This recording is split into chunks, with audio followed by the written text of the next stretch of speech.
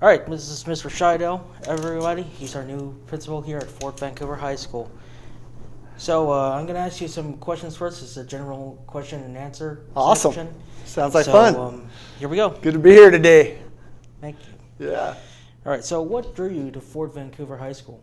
You know, I think that the biggest thing that is amazing about this school and our school is the quality of the people that are here, from the teaching staff to the support staff to the students, right? There's just such a great kind of richness that exists at this school in terms of the experiences people are bringing. And I wanted to really be a part of that and to see what kind of possibilities could happen at the high school level, you know, after spending years at the middle school level. And I was principal of alternative school. So it's just a great opportunity and a great chance to be around some amazing people. All right, that's great. Since you're principal here, what are some ideas you have for making this school a better place? Yeah, I think that culture is really important. Like the school culture and the climate is kind of where you start. And, you know, we've had some emphasis, I think, on some important things like getting to class on time, right? It's a small thing, but it's about, you know, what we're about, which is about learning and about improving and about moving towards graduation every single day. And so, you know, that's kind of been a major focus. I think that also kind of the idea of we got to have good systems and ways to operate so we can be predictable, so that every day we know what we're going to get. You know, as an example, you know, the greeting that happens every day to students, right? That wasn't something that I brought. That was the ASB students and Mr. Frazier and, you know, others that said, you know, let's greet students every day, right? With some music and high fives and, you know, that kind of stuff. I think over time makes a big difference, right? It makes you kind of think, and that's what I hope to do, is kind of incrementally bring more and more positive, more and more success every day as we kind of work together to figure out, you know, how are we going to make Fort Vancouver High School Center for International Studies extraordinary. Yeah. Right? That's great. But it's just been a couple weeks here, but have you noticed anything that's changed since the school year started? Well, I think that, you know, we're talking a little bit in that last question about getting to class on time. I came here last spring, and I'll be honest, you know, it was there was a lot of kids out of class when the bell rang and, you know, that kind of stuff. And now I'm seeing a greater intentionality in terms of students. They seem to have responded. And so, you know, that was a kind of a really noticeable one. I mean, obviously, you know, a few structures like you got to have off-campus passes and Mr. Ensley out there every day, you know, checking those. And, you know, it's put a little bit more kind of, you know, constraints on kind of where we got to operate, but it's also allowing things to be a lot more successful even early on. You know, like the 200 wing does have a bunch of people hanging out, 300 wing during lunch and that kind of stuff. So those are small things, but I think they're going to translate into some big things later on. Oh, that's cool.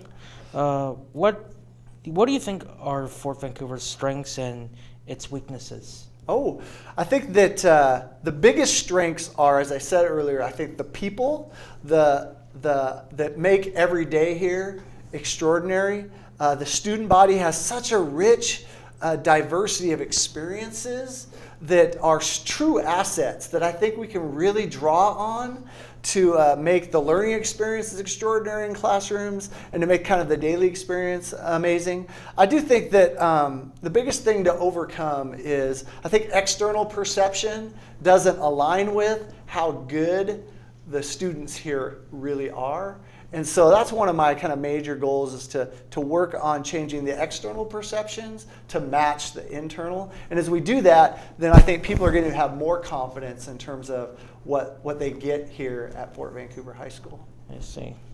Why are you enforcing rules that haven't been enforced in many years, say like the off-campus rule, for instance? Exactly. You know, well, I don't think a rule's worth having if you don't follow it, right? Well, I have an expectation if we're just going to not have it. So I think that small details make a big difference, right?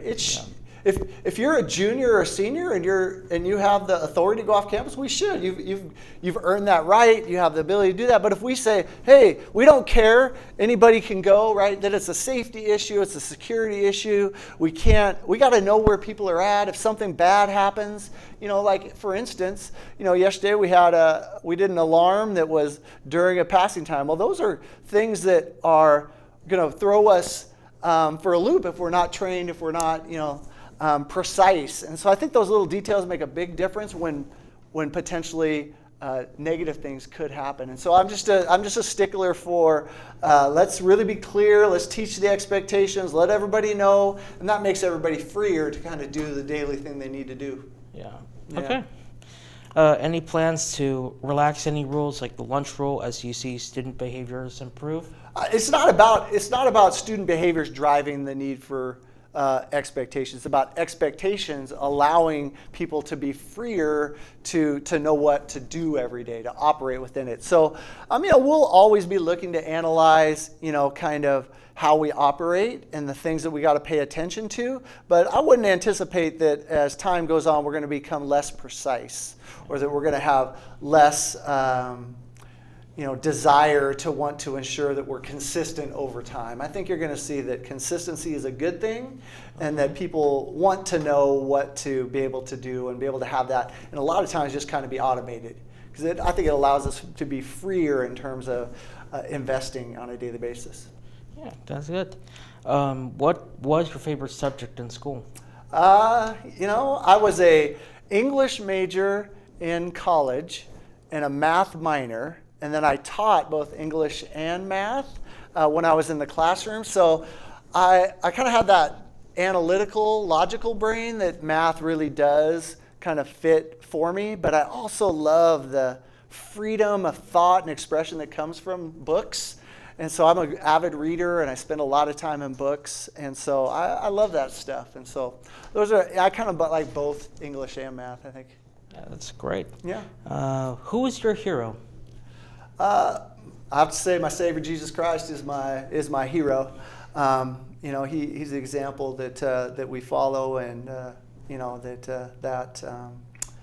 I like to be as much like him as possible. Fall short many, many days, and that's why I'm really grateful for that. That's great. He's Yeah. everyone's hero, by the way. I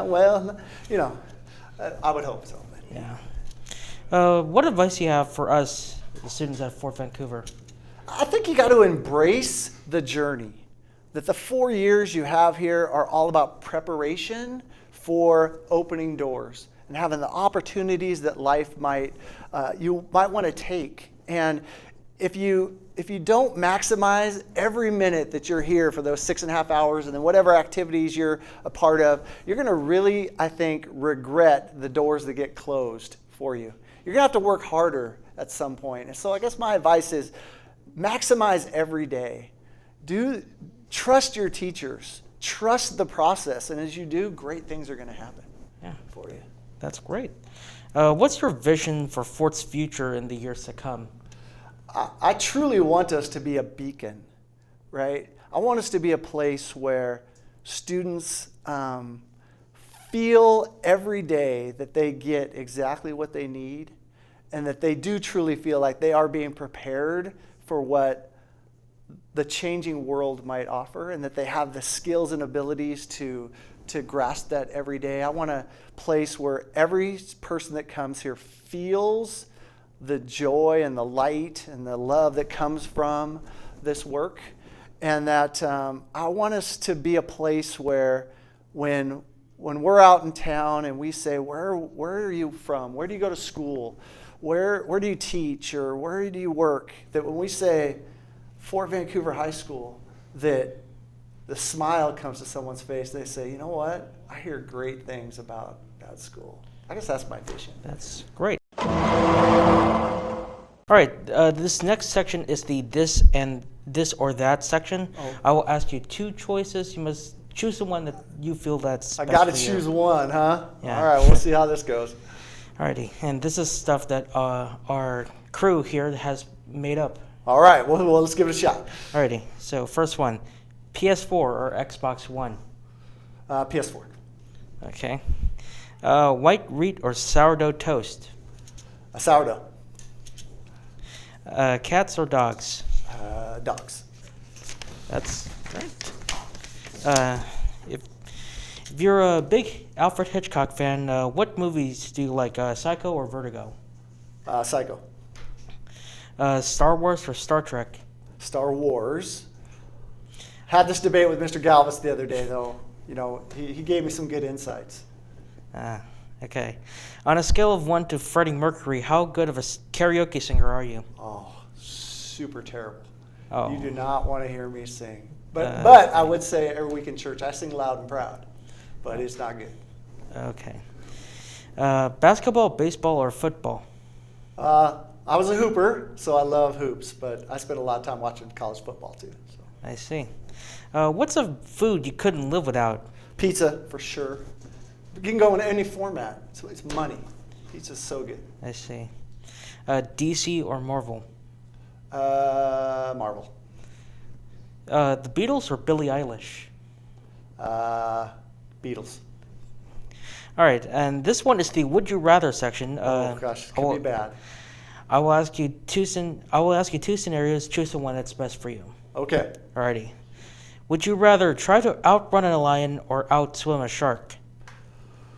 Outrun a lion, but I mean, at least while I'm going down and they're eating me, they'd be like cuddly kind of. Shark would just be bad. I drowned and I see. be no good. Try to outrun an alligator or outswim a cheetah? Oh, gosh. Okay. Cheetahs can be kind of small, so I might be able to kick it in the face. I think going down by an alligator would be terrible. Like if they rip off your arm and you're like, kind of doing that thing and blood's all over, that would be so bad to go down that way. Oh. So, yeah, I'd probably go cheetah. Yeah. Alrighty. Would you rather end world hunger or have world peace? Man, tough one. Probably end world hunger, because I think if your belly's full, then it makes peace way easier. I see. Yeah. Would you rather watch The Room or Gone with the Wind? Probably Gone with the Wind. I see. I mean, frankly, Scarlett, you know how that goes, right? Yeah. All right. Would you rather have a key that opens any door once or a real-life get out of jail free card? Probably a real life get out of jail free card, because I got lots of keys and it gets me to all kinds of places, and usually I don't want to go there. So Of course. it's all good. Yeah. Would you rather have all the traffic lights you approach be green or never have to stand in line again? Oh, never stand in line. Whatever. I can read a text while I'm sitting at the. Oh, I probably shouldn't say that, but you got a red light. You can like read or something like that. But okay. Who likes lines, right? I Especially know. if you're hungry, right? And I'll tie that to my end world hunger thing. So there'll be no lines, and everyone can just get food whenever they want. It'll be good. Well, that's great. There we go. Well, Mr. Scheidel, thank you for Hey, your time. thank you, man. Appreciate it. All right. Fun to come in here. Everybody have a great day.